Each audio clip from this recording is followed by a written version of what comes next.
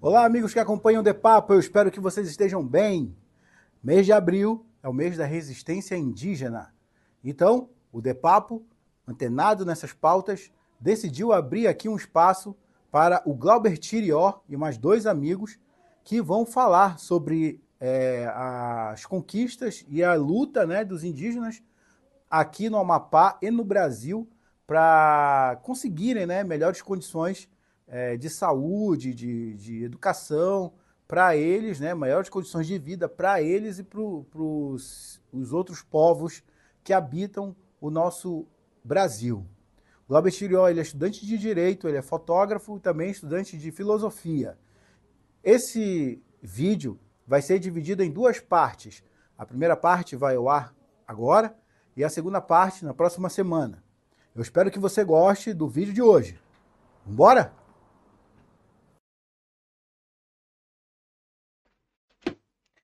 E aí, pessoal, tudo bem? Eu sou o Glauber Tirió. Estamos começando o nosso primeiro episódio de Papo de Oca. E eu sou da etnia Tirió. Estamos com convidados especiais hoje, que são atuantes na área indígena, na questão de visibilidade indígena. Só para contextualizar vocês, o Papo de Oca começou com a ideia da doutora Yara, de colocar para votação, mas o podcast já tinha sido comentado com várias pessoas, com os amigos, enfim. Mas a votação aconteceu no meu Instagram e a ideia é exatamente contextualizar a questão indígena com todas as etnias da região do Amapá e norte do Pará. A nossa luta continua, a resistência continua e precisa continuar. E como vocês sabem, todos nós somos indígenas.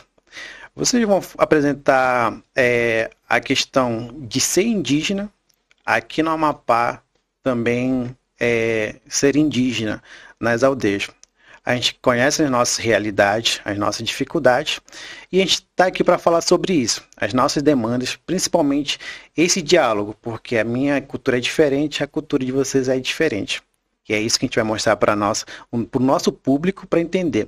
Os indígenas estão sendo atendidos aonde? Onde eles estão situados. Porque geograficamente falando, tudo fica muito longe. E mesmo assim a gente consegue estar ao mesmo tempo na cidade, nas aldeias, nos territórios. Principalmente esse mês que é tão importante, que é o mês da visibilidade. Ou seja, nós estamos aqui para dialogar, para entender a cultura do outro, a responsabilidade do outro, principalmente o que podemos falar pelas pessoas, ou melhor dizendo, pelas etnias que não podem falar nos espaços que ainda não foi ocupados. E é isso que eu quero de vocês. Então sejam muito bem-vindos.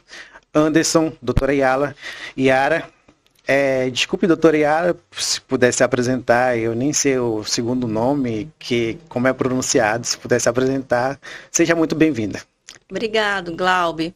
Primeiro, né, quero te dar os parabéns por esse espaço, principalmente agora, nesse mês de abril, um mês importante de visibilidade, tá? Começando esse podcast, né?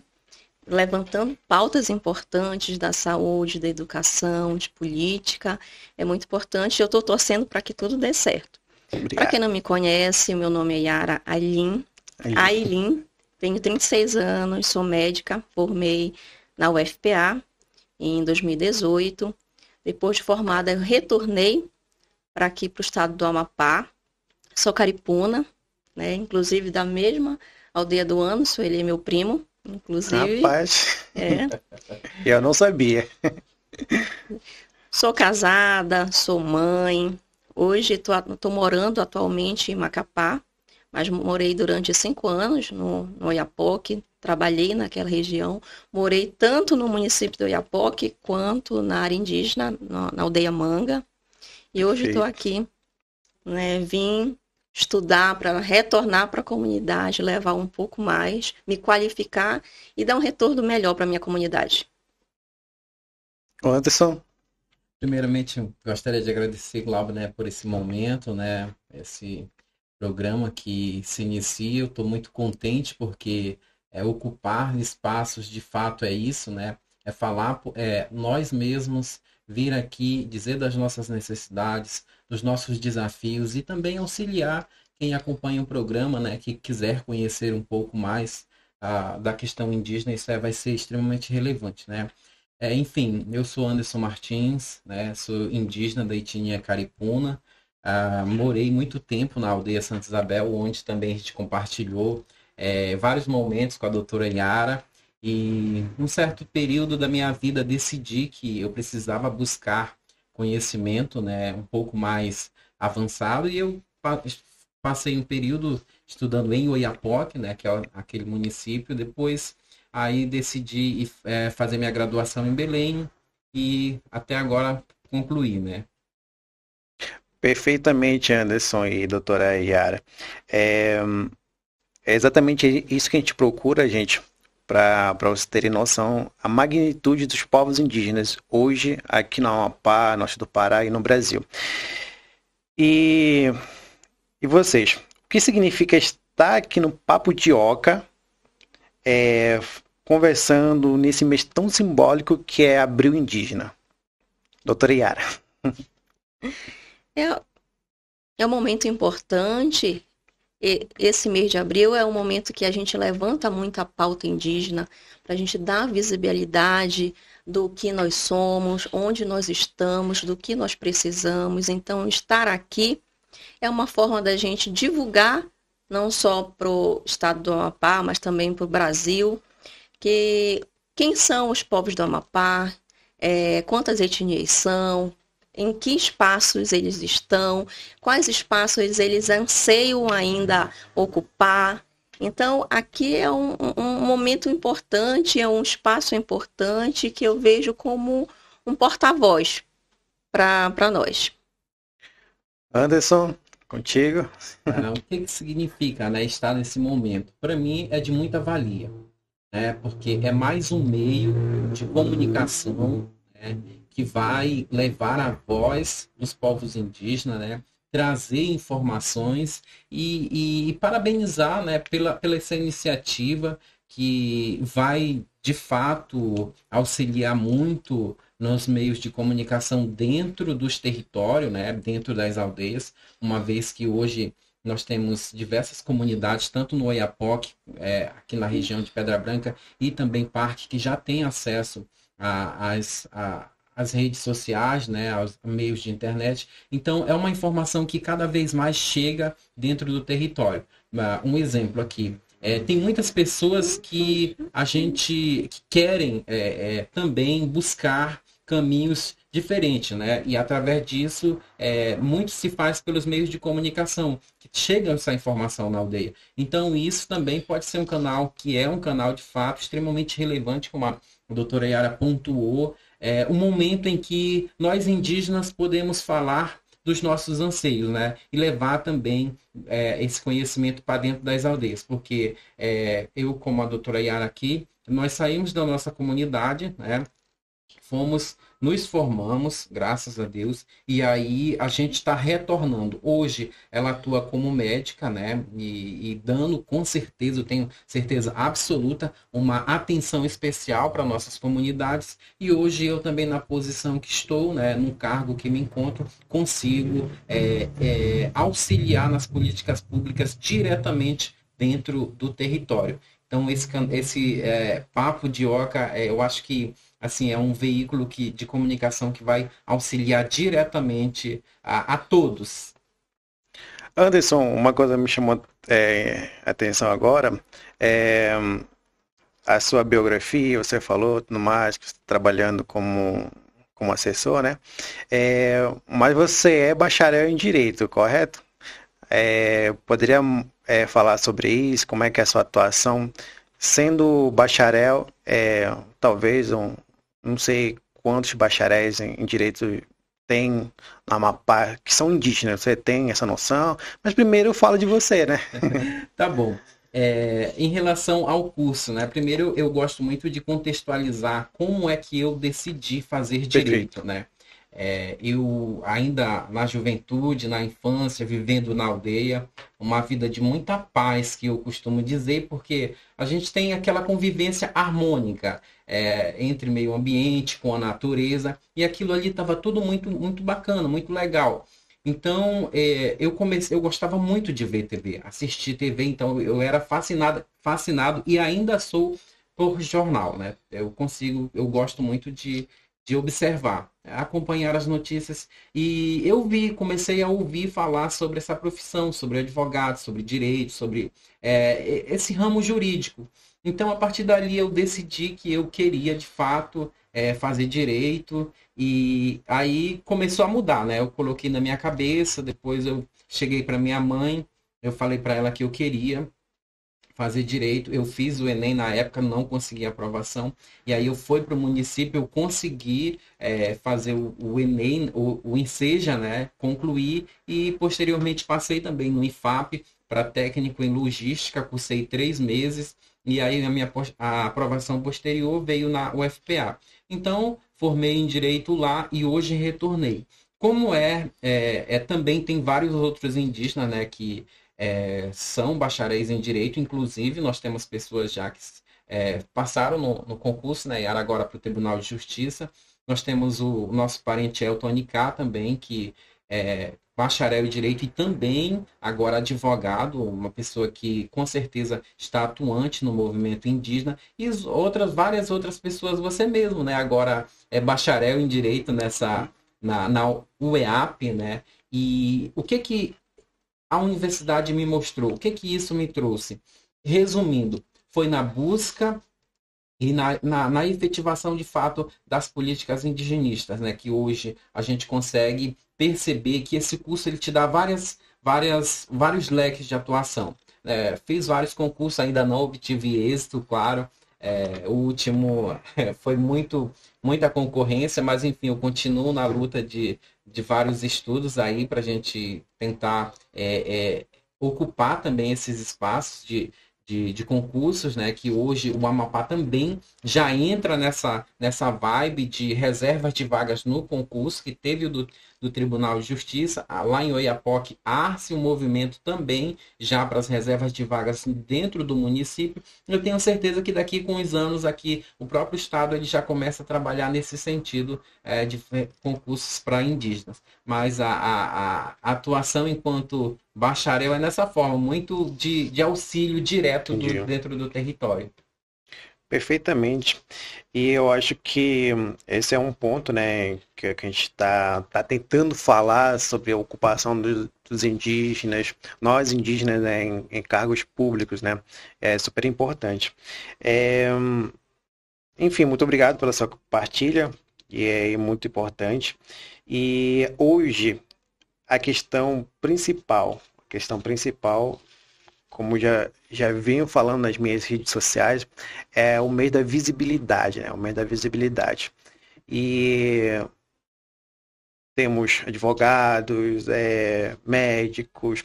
Eu realmente não sei quantos tem indígenas atuando como médico mesmo. Doutora, se pudesse me responder como é que A nível de Brasil, você está falando? Pode ser a nível do Brasil, do Amapá. Você poderia nos dizer sobre isso? A nível do estado do Amapá, nós somos 3. Sou eu, a minha irmã, inclusive, que graduou comigo, a Tiara, que é ginecologista obstetra, trabalha na maternidade e também trabalha em Brasília. Ela divide o tempo dela, 15 aqui, 15 lá. E nós temos o Alceu, que foi do estado o primeiro a formar, e formou pela UEPA, que hoje também atua através de um projeto, um instituto que atua dentro das comunidades indígenas, fazendo trabalho voluntário, é professor universitário. Então, a nível de estado, nós somos 3. Porém, nós temos hoje alunos na UFPA, né, que estão no curso, mas não sei o total quantos estão fazendo medicina, mas me parece que são 3 ou 4 que estão fazendo na nossa região, assim, do estado do Amapá. Mas a nível de Brasil, eu não sei te falar o certo. Eu sei que não são poucos, né? Assim, claro que comparando com a população geral, ainda são poucos. Mas eu acredito que seja mais de 20 já. Conheço uns que têm trabalhado, tem um trabalho, né, com uma boa visibilidade, uma boa atuação, que é o de Arruri, tem Eliette lá no Pará, mas são bastante já. Perfeito. Uma das coisas que me chamou a atenção, doutora, é que quando eu comecei a postar os vídeos nas minhas redes sociais e eu fui seguindo indígenas para tentar dialogar, enfim. Aí eu vi que a sua rede social é uma médica no extremo do Pará, né? Se eu não me recordo, tá assim. Uma médica no extremo do Pará. No extremo norte. Extremo norte, extremo norte, exatamente. E isso me chamou a atenção porque a gente não. Vamos colocar assim, como é que é a sua atuação nesse extremo norte, como médica, ou como foi? Enfim, fala dessa sua experiência para nós. Eu formei em 2018 pela UFPA, como eu citei, e no final da graduação eu retornei. Mas o contato, meu primeiro contato com a saúde indígena foi já durante a graduação. Eu tive uma feliz oportunidade de conhecer um dos nomes importantes da saúde indígena a nível nacional, que é o professor João Guerreiro, que trabalha há mais de 30 anos com a saúde indígena. E durante essa graduação, ele me ofereceu a oportunidade de estar acompanhando ele nesses atendimentos que ele faz.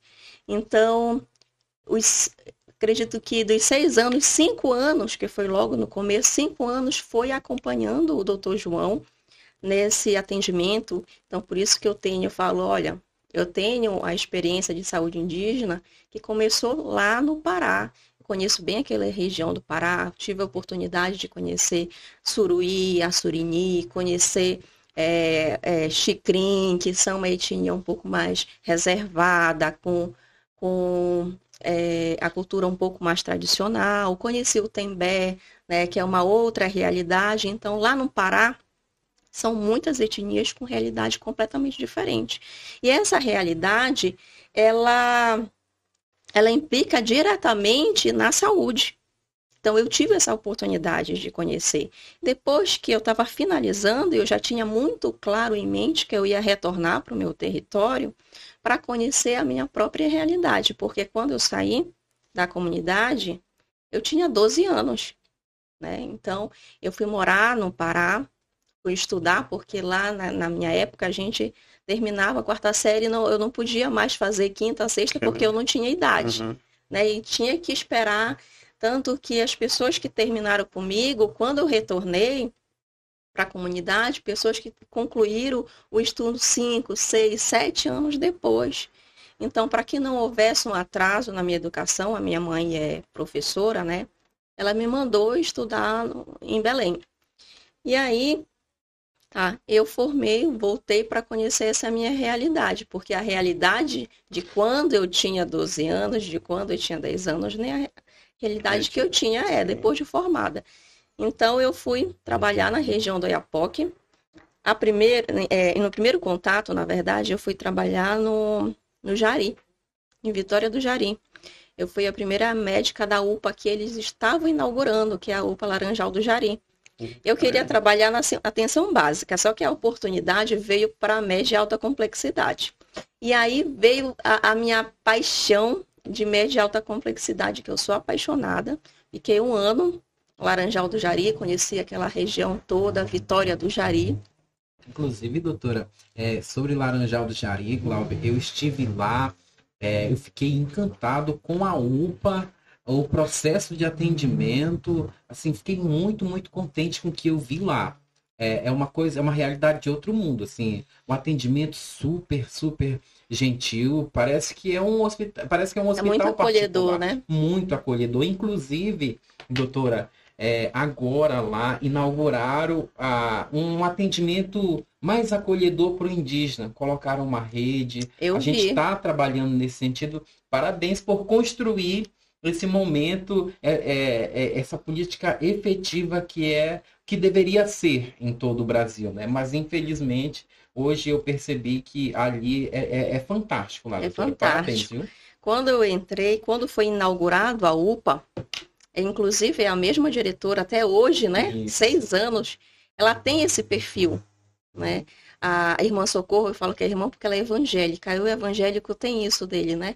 De ser muito acolhedor, de ser muito humanizado. E ela transmite isso por serviço dela. Ela transmite aquela paz por serviço dela, a forma de trabalhar dela é diferente. Tanto que sai governo, entra governo, ela continua lá. Ela é muito acolhedora, realmente. E eu vi que ela colocou umas redes lá para acolher melhor o paciente indígena. Fiquei muito feliz. Quando eu fui trabalhar na região de Oiapoque, eu vi uma realidade completamente diferente. Eu falo que de todas as experiências que eu tive, a que mais me agregou, me acrescentou como profissional foi justamente trabalhar na região do Oiapoque, né? Nós temos 4 etnias com perfil completamente diferente, né? Um perfil epidemiológico, um perfil comportamental, né? Então, o meu atendimento para Caripuna é um atendimento diferente para Galibi-Maruorno, é um atendimento diferente para Palicu, né?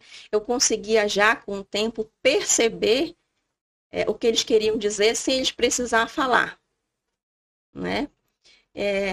Então, eu fui moldando, eu fui criando a minha própria forma de atendimento com base em toda a minha experiência na região do Oiapoque. Entendi. E eu falo que eu não trocaria aquela experiência por nada.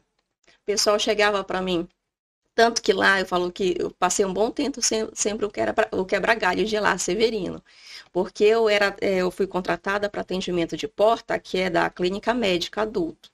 Só que quando chegava paciente, criança, pediatria, muitas vezes eu atendia pediatria, né? A casa ia lá, me levava um paciente pediátrico, porque às vezes ele sentia melhor acolhido comigo. Eu atendia as gestantes lá, quando às vezes a gestante pedia, não, por favor, o colega está atrasando um pouquinho, ou não tem um ginecologista no plantão, daria para a senhora ver? Eu fiz cesariana lá no Oiapoque, né? Fiz cesariana, entubei criança, entubei adulto. Então, eu fiz muito do que os outros lugares eu não fiz, né? Eu aprendi muita coisa. Eu tive também a oportunidade de conhecer médicos fantásticos, porque muitos dos profissionais que atuam no hospital, eles não eram, né, do hospital. Eles vinham só para cumprir aquela carga horária no hospital e voltavam para outras regiões. Então, eu conheci médico que era médico lá na França. Eu conheci o Dr. Marcelo, que é um médico que trabalhou 14 anos na França, muito experiente, muito bom. Então, eu tive muita oportunidade de aprendizado que eu vou levar para a vida.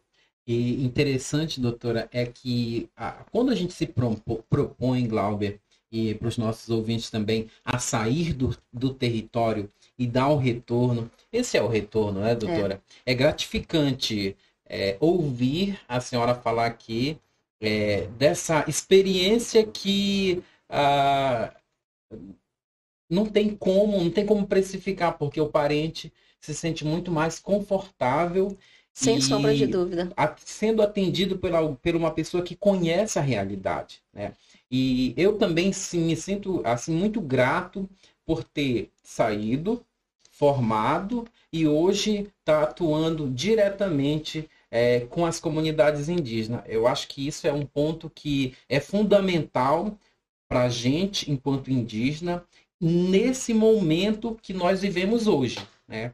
O abril da resistência, o abril indígena, é um momento em que a gente pede também, traz momentos também para que os outros parentes que estão na aldeia, para que possam buscar também essa forma de auxílio, né? Hoje, ainda na área da saúde, né, doutora? Nós temos profissionais desde médico até o intérprete, né? Que é uma categoria reconhecida hoje pelo Estado, que auxilia o parente quando chega dentro do hospital, né? Então, é reconhecido, e nós temos pessoas formadas na área da saúde, né? Tanto técnico de enfermagem, enfermeiros, e a gente... É um grupo, né, doutora? Que um espaço que há anos atrás a gente não conseguia ver. Isso não se reduz a somente a área da saúde, mas daqui a pouquinho a gente vai falar também das questões da educação. E isso que é gratificante, isso que é importante, isso que a gente precisa mostrar, é isso que a gente precisa falar. Notícias boas, questões positivas para dentro do território. E não é impossível, né, doutora? Não, não é De impossível. todas as dificuldades que nós passamos, cá estamos, né? Eu acho interessante, doutora, a sua fala em relação às suas experiências que você abordou com a gente aqui. E principalmente eu acho que você demonstrou que teve um aprendizado muito enorme com as comunidades, a sua própria comunidade, né? Mas eu queria fazer uma pergunta talvez um pouco mais particular, ou que possa abranger todo mundo também, em relação a quais são as dificuldades que os profissionais da saúde enfrentam. É, Você pode nos contextualizar quais são as principais dificuldades enfrentadas por profissionais de saúde? Porque pelo que eu vi, são, como você mesmo falou, que tem vários modos de atender cada povo, mas será só isso que podemos destacar ou tem mais dificuldades? Bom, Glaube, dentro da medicina, você não tem saúde indígena. Então, imagina você formar e atuar num local onde você não aprendeu. Né? Você aprendeu a identificar uma pneumonia, você aprendeu a identificar uma patologia, só que a saúde é muito mais do que isso. Né? A saúde engloba muito mais do que isso. Então, por exemplo, na saúde indígena, eu vou dar o exemplo do enfermeiro. O enfermeiro na faculdade, assim como o médico, ele não tem saúde indígena, né? Ele não sabe como falar, ele não sabe como identificar certas coisas que são peculiares, digamos, por conta de costume, né? Eu sei que o caripuna adoeceu, o caripuna lá do Manga, ele adoeceu, ele vai procurar atendimento, né? Então, ele vai passar numa farmácia, ele vai comprar um medicamento, ele vai buscar. Mas eu sei que o Galibimaru, no Palicu, por exemplo, o Palicu ele vai procurar erva medicinal, né? Ele vai procurar o pajé, ele vai procurar a oração, a reza. Em último caso, ele vai para o hospital. Né? Eu sei que ele tem mais resistência que os outros. Entendi. E eu sei que se eu não respeitar, se ela me dizer que ela tem pressão alta e ela toma chá, sei lá, algum chá que ela use caseiro lá de medicina tradicional para baixar, se eu não souber que eu preciso aconselhar, olha, se ela não precisa deixar de tomar o seu chá na sua casa, eu preciso só que a senhora tome essa medicação junto. Né?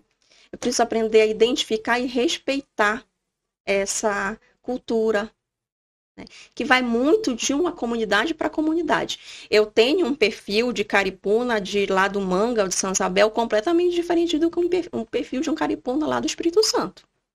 Eu consigo falar sobre doenças ginecológicas tranquilamente com uma paciente lá de São Isabel, uma pessoa lá do Manga, mas eu preciso saber como falar com uma mocinha de lá do Espírito Santo, porque ela é muito mais fechada. Entendi.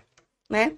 Eu sei que atendimento íntimo, por exemplo, ginecológico, eles vão me procurar por ser mulher, que é um tabu na área indígena, essa parte de ginecologia e obstetrícia, né? Então, eu tenho que arranjar formas de chegar naquele ponto, naquela avaliação, sem eu perder a paciente, sem ela não deixar, né? Sem ela não retornar, né?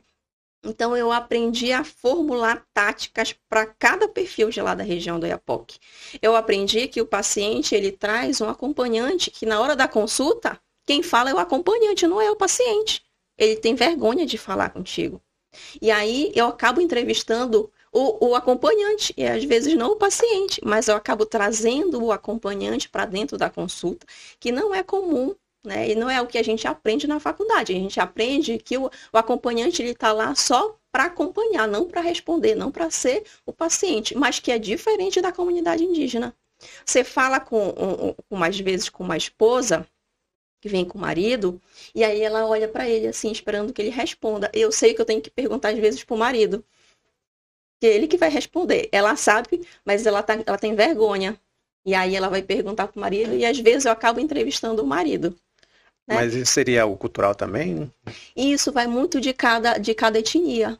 O Palicu é mais fechado, o Palicu tem mais resistência para atendimento medicamentoso, ele aceita mais as ervas medicinais, então eu tento integrar essa parte medicinal com o povo Palicu. O Galibi Maruorno depende muito do Galibi Maruorno, porque eu tenho aqueles que moram na cidade, tem aqueles que são dentro da comunidade, depende da localização dessa aldeia, então eu tenho um perfil mais aberto, mais fechado, sei quando brincar, sei quando, porque tem que descontrair às vezes no atendimento do paciente, sei quando tenho que falar, olha, a situação é essa, é grave, não, a gente precisa disso e disso e disso. Entendeu? Entendi. Então é diferente. Glauber, me surgiu também aqui uma dúvida. Doutora, como é que a senhora percebe esse atendimento sendo feito pelo não indígena? Em sua maioria, né? Existe alguma resistência, algum impedimento para que esse acompanhante possa também estar junto naquele ambiente hospitalar, especificamente dentro da sala de atendimento? Ou não? A gente sempre procura orientar e é recebido com boas, digamos assim, boas maneiras, né? Como é? A senhora tem essa vivência dos hospitais? Sim, Como muito. Assim, vai muito de cada profissional, né? A gente conta muito com a boa-fé do profissional, né? Porque como não se tem uma política específica, por exemplo, lá dentro do Hospital do Oiapoque, nós temos um núcleo que toma conta da saúde estadual, só que esse núcleo ele não é muito bem organizado, ele não tem cronograma, ele não segue algo que já está pré-estabelecido para funcionar dentro do hospital, entendeu? Então, isso abre prerrogativa do colega que está lá dentro manusear do jeito que ele quer. Por exemplo, aqui, eu sou médica. Eu preciso, por exemplo, acompanhante, isso é obrigatório para menor de idade, né? Para idoso. Mas um paciente, um adulto que não seja nesses critérios de necessitar de acompanhante, eu não preciso que ele esteja aqui. Então, o médico que vai atender, ele pode deixar ou não, né? Ele pode entender ou não. Então, a gente conta muito com a boa-fé. Inclusive, uma das coisas que eu acho que para se reorganizar, é preciso se regulamentar todo esse serviço que não é regulamentado, entendeu? Fazer POP, não se tem. Eu saí do hospital, não se tinha POP de atendimento, né? Quando se tem documentado, olha, isso aqui é um regimento interno nosso, é um POP, o senhor tem que seguir, porque é assim que funciona o nosso fluxograma. E o colega, opa, tem aqui, eles têm um documento que entendeu? Então, se isso não se tem, o colega ele tem autonomia de direcionar, a enfermagem vai direcionar do jeito que ela quer, o médico vai direcionar do jeito que ele quer, o hospital, se ele tiver um regimento maior, ele vai direcionar do jeito que ele quer, porque não se tem nada que vá se, como é que posso te dizer, que vá servir como uma, como é que eu posso dizer?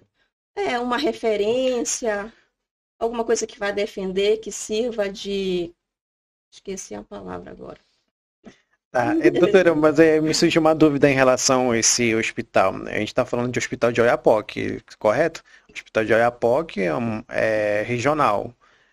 Não sei se é da prefeitura, é do governo, como é que vocês sabem? Estado. E você está nos falando nesse sentido de que é necessário ter um regulamento para os indígenas. Você tem um serviço, você precisa regularizar, você precisa organizar um serviço através de POP, através de regimentos internos, através de documentos que vá dar essa autonomia para aquele serviço. Então, porque ele fica solto, fica à mercê de qualquer outro regimento. Seria como se fosse um regimento interno daquele núcleo, correto? Isso. Então é um perfeito. POP. entendeu? Se esse regimento, por exemplo, eu tenho o NESE, eu tenho o COESE, no IAPOC eu tenho o COESE Macapá, só que o perfil do COESE aqui é diferente do perfil desse. Então, eu preciso de um regimento interno para cá, que não é geral, ele vai funcionar aqui. E aqui vai seguir outras prerrogativas, entendeu? Então, é preciso alinhar esse serviço. Ele está muito solto dentro do sistema. Conheço um pouco, mas COESE é a atuação do Estado dentro dos hospitais do Estado, só que são ocupados pelos indígenas, correto? Assim, o COESE é uma coordenação. Dentro do COESE tem um núcleo de assistência que é o NESE. Assistência entra o enfermeiro, assistência entre o técnico de enfermagem. O COESE, ele vai coordenar esse núcleo aqui dentro. Entendi. Entendeu? Perfeito. E aí, Glauber, vale também esclarecer que, por exemplo, dentro da coordenação, eu falo isso como eu falei, porque a secretaria tem um papel transversal e a gente acaba aqui fazendo cultura, educação e saúde. Nós temos o núcleo no IAPOC, né, doutora? Aqui também nós temos essa equipe dentro dos hospitais. E em Laranjal do Jari, que eu falava há pouco também, nós estivemos lá com a equipe do COESE aqui de Macapá, fazendo uma visita para a possibilidade, doutora, de implementação desse núcleo dentro da unidade hospitalar também de Laranjal do Jari, né? Que é para atender os indígenas aqui que vêm do Parque do Tumucumaque, porque segundo ao que me parece, por solicitação, né, das organizações sociais, o fluxo fica muito mais próximo a Laranjal do Jari do que Macapá. Então, ao que me parece, é uma rede, né? Entendi. Macapá, Oiapoque, Laranjal do Jari e também Pedra Branca. Nós estivemos lá também fazendo uma visita nesses núcleos para aproximar mais, conhecer, entendeu? Trazer um pouco mais levar um pouco mais a saúde para os parentes que necessitam de fato, né? Porque nós temos aqui duas vias de atuação. Isso aqui a doutora pode falar com muito mais propriedade, porque nós temos a saúde indígena e nós temos a média e alta complexidade, né? Ao que me parece, nós temos uma equipe que é responsável dentro das aldeias, né? Que não é a coordenação, e a outra, quando o indígena chega no hospital, ele já começa esse atendimento, não é isso, doutora? Isso. A gente tem a saúde indígena, e dentro da saúde indígena existe a atenção básica, que é a atenção primária, que é competência do DICEI, e tem a média e alta complexidade, que é competência do Estado. Então, tem duas saúdes e elas são diferentes. Tem atuação diferentes e perfil completamente diferente. Aí tu pode me perguntar, mas Yara, como é que é essa atuação do NESE dentro do hospital? Ele serve para quê? Qual é o objetivo dele? O que ele faz mesmo lá dentro? Né? Seria só para acompanhar o paciente? Ele faz o quê? Verdade, né? E aí eu te falo assim, a saúde indígena, esse núcleo aqui, que faz parte da saúde indígena, é um núcleo de finalidade acolhedora e, ao mesmo tempo, que acompanha esse paciente. O paciente chegou, né? Vai ter alguém do núcleo que vai acompanhar ele desde a entrada do hospital até a consulta. E aí ele vai fazer o registro e o acompanhamento. Se esse colega vai solicitar um exame, aí o núcleo vai estar responsável para acompanhar. Se o colega solicitar um exame de imagem, se ele vai encaminhar ele para uma especialidade, né? Se ele vai passar o medicamento, e aí ele vai repassar, no IAPOC ele repassa para casar. Então, eles tentam se alinhar lá, né? A atenção primária com a média e alta complexidade. O hospital atendeu, não vai ficar internado, não vai continuar na média e alta complexidade, ele devolve para a atenção primária, ou seja, aí ele devolve para a CASAI. Aí lá na CASAI, o colega que atendeu ele lá na atenção da média e alta complexidade, ele repassa todo o atendimento para a CASAI. Olha, ele precisa acompanhar, ele precisa fazer essa medicação, por tantos dias precisa acompanhar. O médico pediu para que ele fique em observação, né, que não pode mandar ele para a comunidade agora, então tem como deixar ele um dia, 2 dias para a gente ver como vai ficar sendo essa evolução, porque ele não tem perfil para ficar internado, né? Mas também não se pode liberar ele para casa, porque às vezes ele é lá do Cumarumã, ele é lá do Cuminé, é muito distante, e aí o ponto de referência que a gente tem próximo para acompanhar é lá dentro da CASAI. Entendi. Então ele faz esse papel. E, Glauber, também, eu acho que esse registro é necessário para a gente aqui, também para os nossos ouvintes. Eu imagino, e aí, vamos lá, doutora, parar novamente, que essa política de atendimento dentro dos hospitais, eu acho que nós estamos à luz dos demais estados, né? Eu não tenho conhecimento acerca de um outro estado que tenha esse acompanhamento não só da atenção primária, mas também dentro dos hospitais. Eu acho que isso também é uma conquista para o nosso estado. Nós precisamos ter isso como uma experiência positiva, porque foi através de luta, foi através do nosso movimento. Isso também é importante destacar, que as nossas lideranças, né, participaram dessa formulação da criação da coordenação. Eu acho que isso também é muito, muito interessante. Claro, precisa ter uma regulamentação, a gente precisa trabalhar para melhorar, aprimorar o serviço, precisa. Mas há de se fazer esse parêntese aí na conquista dessa garantia. Na verdade, é uma garantia, né? Porque já existe, a gente apenas implementa.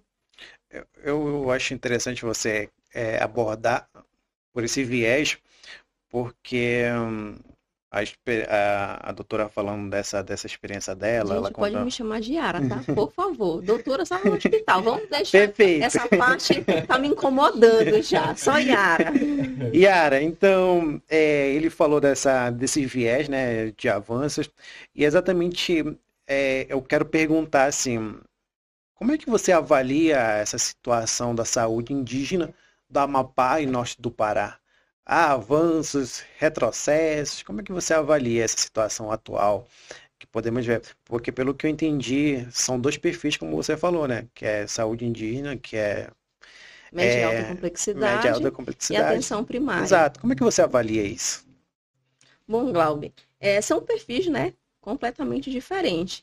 Falando na média e alta complexidade, que foi onde eu trabalhei, quando você acabou de falar, nós temos um núcleo, né, um núcleo atuante, um núcleo muito importante, que foi uma conquista que nós tivemos, né, que eu acredito que rendeu muitos frutos, né? Muitos frutos, e eu acredito que daí não tem como extinguir, não tem como retroceder. É pensar daqui para melhor, né? Tem coisas que tem como ajustar? Tem sim, né? Hoje em dia, esses 2 últimos anos, vamos falar do NESE nesses últimos 2 anos, né? Eu acredito que dá para dar uma melhorada, porque nesses os 2 últimos 2 anos deu, digamos que uma apagada. O que eu posso fazer para melhorar o NESE ou o COESE, né? Pensar em coisas que ainda não fizeram, né? Não somente palestra, não somente levar o paciente para o hospital, vamos dizer, lá na região do Oiapoque, precisa articular um pouco mais. Digamos, eu sou média e alta complexidade. Pode dizer, mas não tenho muita coisa para fazer porque o meu atendimento é restrito, é média e alta. Só que nós temos uma população lá de quase 8.000 indígenas na região do Oiapoque. Quais desses pacientes? Nós temos quantos pacientes que precisam de atendimento, por exemplo, de cirurgia, que estão esperando cirurgia de vesícula? Quantos pacientes? Nós temos quantos pacientes que precisam de laqueadura? Vamos articular para a gente zerar essa fila? Doutora, tem um hospital, tem um centro cirúrgico, tem um anestesista, tem um cirurgião. Bora compactuar aqui? Vamos fazer um mutirão indígena de cirurgia para zerar a fila de vesícula? Vamos fazer um mutirão de laqueadura, entendeu? Então, tem como você melhorar um serviço ainda. Yara, Acho que é bom. Desculpa te interromper, mas assim, pelo que eu estou percebendo, como o Anderson falou, avance, né? Mas falta fazer muita coisa. Podemos dizer que a saúde indígena, para melhorar, ela precisa exatamente de ações realmente concretas? Olha, essa é a parte de Estado. Tá, Mas então vamos começar, peraí. Deixa eu reformular então, vamos começar. Hoje você está falando com uma pessoa de fora, ou está trabalhando no Estado, como é que é? Primeiro ponto, a gente precisa colocar isso, porque o Anderson a gente sabe que é do Estado, né? É uma visão do Estado, como do Estado. Dentro do sistema, como eu falei, a secretaria ela tem uma atuação transversal, então hora é saúde, hora é educação, hora é cultura, tudo isso envolve um pouco, então eu sou duvidoso um pouco para falar. Certo, então vamos começar com a doutora então, com a Yara. Falar nessa visão, você está falando como alguém de fora ou como alguém de dentro? Alguém que está fora, mas que já esteve dentro. Ah, entendi. Então... Entendeu?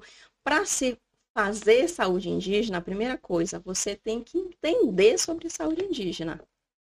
Eu sou da saúde. Se você me colocar para defender uma pessoa lá no tribunal como advogado, eu não vou saber. Né? Então, assim, você tem que entender a complexidade da saúde indígena. Né? Vamos falar, assim, sobre a saúde indígena na atenção primária, né? Que é a competência do DICEI. Tá? Você pode dizer, Yara, mas tu acha que a saúde indígena tá boa? Tu acha que ela não tá? Tu acha que ela precisa melhorar? Sim, precisa melhorar. Só que aí a pessoa tem que ter... Em que aspecto ela precisa melhorar? Por que ela está precisando melhorar? Tu acha que ela está ruim? Quem fala, não é eu que falo. Existe um banco de dados que todos os DICEIs, eles são avaliados. Uhum. Quem fala se está bom ou não está é a CESAI. Não é a CESAI que manda alguém lá na comunidade perguntar como é que está a saúde indígena, Glauber, lá na tua aldeia. Não, eles não vão fazer isso, né?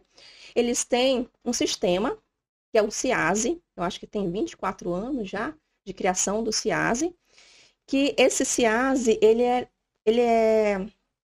fica dentro do SUS, que é comandado pela CESAI. Esse CIASE, ele faz o levantamento de como que está cada DICEI, tá?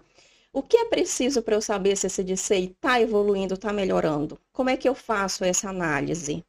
Eles pegam no CIASE e vão ver os indicadores. Né? Quais são esses indicadores? Vamos ver no hiperdia. Será que alcançou a meta? Os pacientes do hiperdia, que são os pacientes hipertensos, né? O paciente do IDP, que são as crianças do IDP. As crianças bateram a meta, a vacinação, que é a imunização.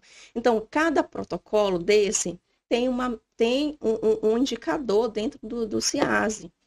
Então, você manda uma equipe para a área, a equipe, vou dar um exemplo só de um indicador, você manda uma equipe para a área, essa equipe ela vai fazer a vacinação de toda aquela comunidade, ok? E aí você vai pegar todos esses pacientes, os dados de todos os pacientes, você vai jogar para dentro do CIASE. E aí o CIASE vai ver assim, olha, são, sei lá, 1.000 crianças, e aí vieram, metade das crianças foram vacinadas. E aí ele alcançou a meta de 100%? Não, ele está no nível ali. Tá? Então, eu preciso formular estratégias para que aquela meta seja alcançada. Né? Então, dentro do CIASE tem vários indicadores. E quando eu falo a saúde indígena não é boa, não é eu que falo, são os indicadores que falam por si.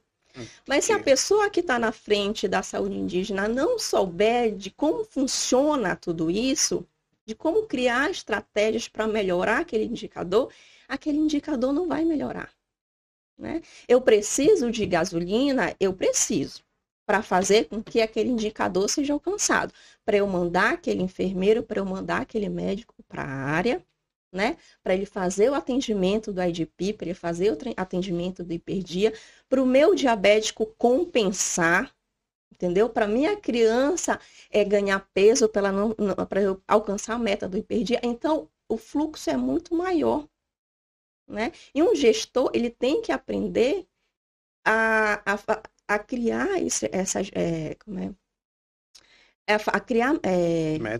métodos, né? Fazer projetos, fazer campanhas de como eu vou alcançar essa meta. Aí eu vou usar o exemplo do Pará, porque o Pará é um exemplo para mim muita coisa. Que é onde tive contato, muito contato. Lá dentro do Pará, Fez parte da nossa fiz história parte. acadêmica, né, Fiz doutora? parte acadêmica. E mesmo fora lá da UFPA, eu ia nas reuniões de lá do Batoque, eu via como é que funcionava o fluxo de lá, como é que eles trabalhavam em cima dos indicadores para não cair, para melhorar, né? E lá é bem diferente do que é como é visto aqui. Né? Aqui nas reuniões o pessoal está muito preocupado na gasolina, no motor que não está. Então, está muito preocupado, mas não está preocupado com o que vai melhorar a qualidade em si. É importante, é importante, mas não é aquilo que vai melhorar o teu DICEI, a tua saúde indígena. Então, assim, lá tinha uma enfermeira responsável pelo IDP, tinha uma enfermeira responsável pela imunização, tinha uma enfermeira por cada indicador. E aí eles faziam reuniões frequentes para saber. Enfermeira, você vai ver com o polo tal, por que não bateu essa meta aqui? O que foi que aconteceu lá? O que precisa? Porque as crianças de lá, por exemplo, a gente tinha dificuldade com umas crianças não lembro se era Surini ou Suri, que as crianças não batiam a meta do IDP porque elas não conseguiam ganhar peso. Né? E aí a UFPA entrou, através do Dr. João, para pesquisar o porquê essas crianças não conseguiam ganhar peso se elas eram bem alimentadas. Aí foi descobrido que elas tinham uma anemia que era congênita, que era por conta de um gene lá, e aí foi criado toda uma estratégia alimentar para que conseguisse reverter essa situação. Então, tem que primeiro entender como funciona. Entendeu? E é complexo. Vamos colocar aqui então a questão da saúde, saúde primária está muito deficiente para poder ser atendido, digamos, de modo geral. Eu acho que a saúde primária, ela precisa ser melhor entendida. Melhor entendida. Ela Perfeito. precisa ser compreendida. Entendeu? Isso não é só do gestor, isso também é dos profissionais que entram em área. Porque o profissional que entra em área, que passa um processo seletivo, além de ele não ter aprendido na faculdade, ele também não tem aquela capacitação de indicadores, ele não sabe o que ele tem que fazer, entendeu? Então fica tudo muito solto no serviço. Digamos que é mais técnico. Eu vou lá aplicar de pirona e pronto, e volto para... E hoje em dia, o que acontece na saúde indígena? O que acontece na saúde indígena? Eles estão sendo porta, eles esperam o paciente chegar com alguma queixa para resolver. E a atenção básica não é isso, é prevenção, é promoção, Entendi. É acompanhamento, é o diagnóstico, é toda uma situação que a saúde indígena ela está sendo porta de urgência e emergência, ela não está sendo vista como atenção primária, ela não está sendo feita promoção. Muito dificilmente você vai ver um enfermeiro fazer palestra. Quase eles não fazem palestra, né? Quase eles não focam nessa promoção, na prevenção. Eles estão muito no acompanhamento, mas em casos de emergência. Que não é. Esse é o nosso papel lá no hospital. Entendeu? Eu claro entendo. que é preciso ter profissionais que saibam conduzir uma emergência, que tem muito na área indígena. Né? Sim. Mas ele vai só pegar essa emergência e levar para a gente, para o hospital. Depois que ele sair, o acompanhamento daquilo é dele. Mas o papel principal, primordial deles não é emergência. Eu acho que a contribuição sobre a saúde precisa ser de forma... Eu sempre falo que precisa ser de forma rápida, é urgente a atuação da saúde, tanto na primária quanto na alta complexidade, porque a saúde não espera. Então, eu sou... como é que eu posso dizer?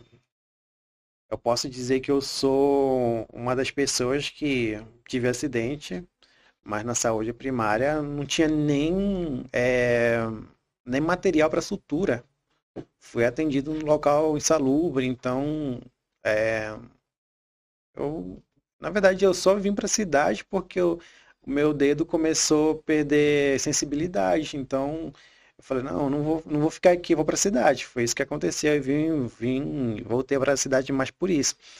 E e realmente, eu acho que fiquei 3 horas depois apareceu alguém da Coese. Uhum. Apareceu, foi lá, falou comigo, tá precisando de alguma coisa, tudo mais. Isso é bacana. São pequenos avanços que a gente precisa falar também, que são pequenos avanços. Mas, Mas olha, com- Glaube, desde a minha época, por isso que eu falo assim, a saúde indígena ela é mais complexa e não é de agora que tem. Eu não fico muito em cima desse martelo, porque eu sei que vem muito antes disso, toda essa deficiência da saúde indígena, sabe? Quando eu era criança, eu também fui vítima desses sistemas. Eu tenho um monte de cicatriz aqui, várias, porque eu era uma criança muito comportada, né? a gente E entende. aí, toda vez que eu, como diz a minha mãe, eu me quebrava, não tinha sutura. Então, eu tenho 3 cicatrizes que nunca foram suturadas quando eu me machuquei. Eu quebrei o braço, e aí, como eu estava em São Isabel, e tu tem que colocar em 24 horas para poder ficar, me levaram no outro dia, não tinha médico, fui atendido por um profissional da enfermagem que não colocou no lugar, ele colocou no gesso, e aí eu Cara, fiquei com o braço fora do lugar, que tive que ir para Belém para fazer cirurgia, para corrigir, ou seja, um problema vem de muito tempo, sim, sim. entendeu? É interessante, como estou falando para vocês aqui. Eu acho que a gente precisa. Porque praticamente a gente tem essas formações de não indígenas para indígena, né? Uhum. Talvez seria interessante alguém que, por exemplo, pode ser vocês mesmo ou outros indígenas que são médicos falar sobre essa atenção, mas que entenda realmente do assunto para a gente poder avançar. Eu estou falando isso porque eu de média complexidade, que é a questão da casa aqui de Macapá, tem gente que passa 8 meses para ser atendido. Aí eu não posso dizer aqui qual é o problema, mas eu sei que tem gente que passa de 8 meses para ser atendido. Mas se a gente for focar só no problema, talvez a gente não acabe esse programa hoje. Mas é, nas formações, como você mesma diz, a gente não tem uma saúde indígena, Uma uma graduação formada. graduação voltada para a saúde indígena.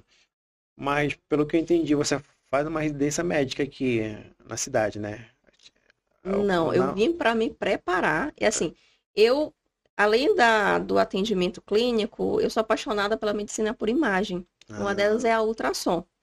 E aí, eu precisava me qualificar mais. Não tem residência em ultrassom entendi. ainda, mas tem cursos de formação em São Paulo. Então, eu vim para me qualificar mais, né? Por exemplo, não tem quase médico que faz atendimento de ultrassom para gestante de alto risco.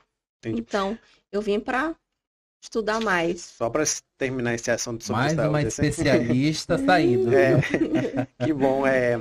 Então a gente precisa falar de formações voltadas para a saúde indígena que seja específica mesmo. Eu realmente eu Olha, mas desconheço. o ponto bom, Glauber, a Unifap, por exemplo, o Alceu, ele é professor de uma matéria que traz o aluno que está formando, acho que no 6º ano de medicina, ele leva esse pessoal para dentro da área indígena para conhecer a Caramba. realidade. A Então, vivência, né, é a doutor? vivência. Então, a Unifap já vem agora trabalhando essa parte, né, que é muito importante, muito interessante, porque esses médicos eles vão atuar dentro do estado.